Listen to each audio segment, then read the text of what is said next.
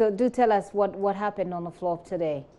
So you recall that sometime late last year, law students did a demonstration, came to Parliament with a petition over how come there was an incident of mark failure when it comes to the entrance exams at the law school. Yeah.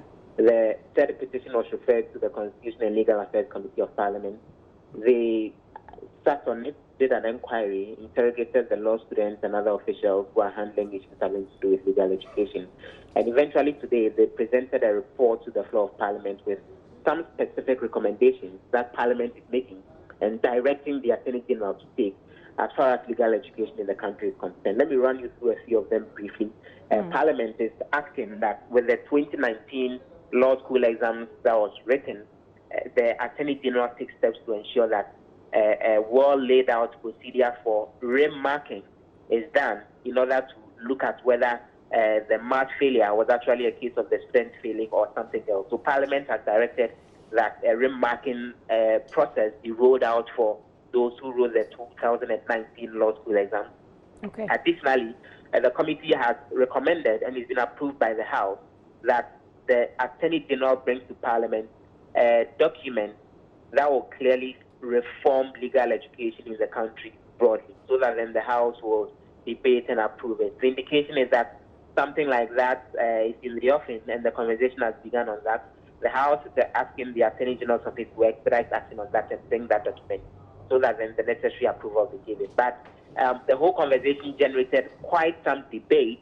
Joseph Osewu, who is the first Deputy Speaker of Parliament, was, for example, making the point that attention should be paid to the seriousness of those who go to law school, for example, as to whether they are committing their full time to the education or that they are serious about what they are learning.